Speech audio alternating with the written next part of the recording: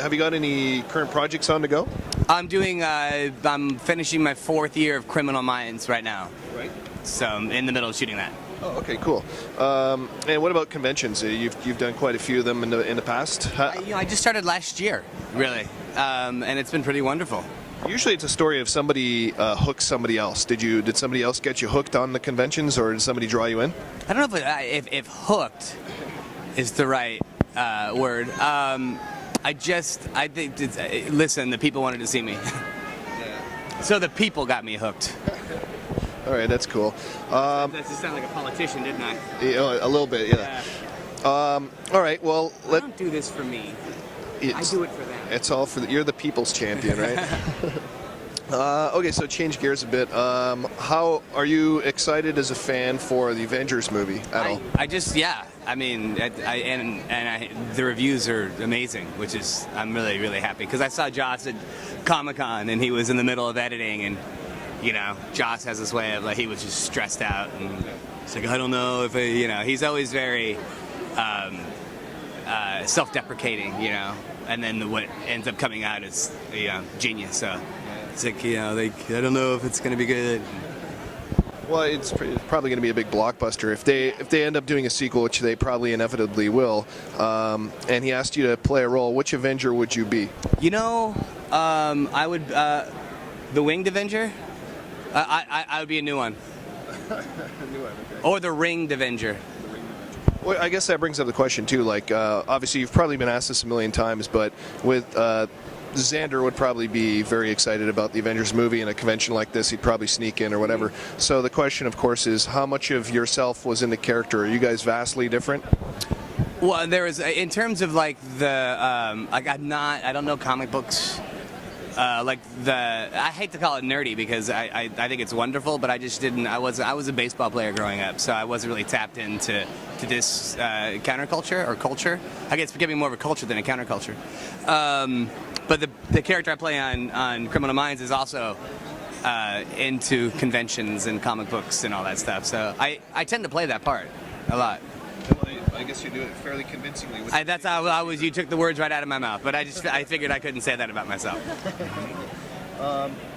I think I read something that you said recently about this whole idea of the Buffy remake, the movie, and you said that it was a mistake or something like that. Can you expand on that a bit?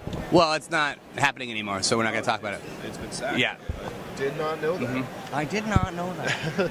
Is it, I guess, in terms of sequels and franchises and intellectual property that goes on to be this big entertainment property, all that stuff, is that sort of a franchise or universe that people just don't want to see continue? Like it was great when it happened, and Buffy universe. I think people would love to see the original cast come back and make a movie.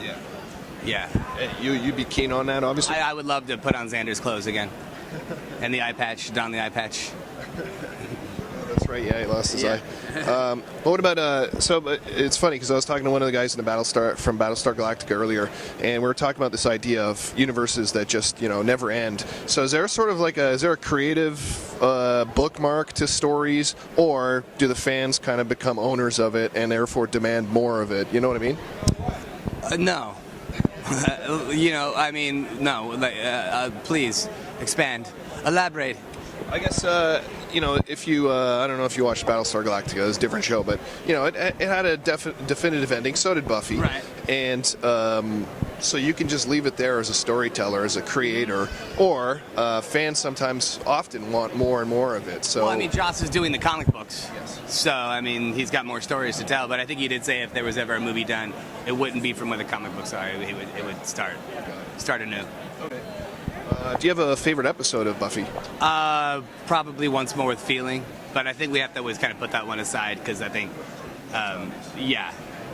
Hush was great. It's really hard. There were a lot of great. Can you curse on this thing? Oh yeah. A lot of great fucking episodes. A lot of great fucking episodes. Very fortunate. Have you, now what about the legacy of the show? Have you seen its influence in other shows, subsequent shows? Oh, of course. Any examples? Any vampire show. And any show where a girl kicks ass. Yeah. So, take your pick on that one. Yeah. Joss opened up. he didn't create it, obviously, the vampire situation, but he definitely brought it back full force. Because hadn't Buffy been as clever and as witty, I don't think it would have. I mean, I don't know if you have a show like Charmed, even, or Supernatural. I just don't know if it's gonna. He just opened up the genre so immensely. All right. Okay, I think that. And no, I don't think I'm giving him too much credit. I'm not giving him enough credit.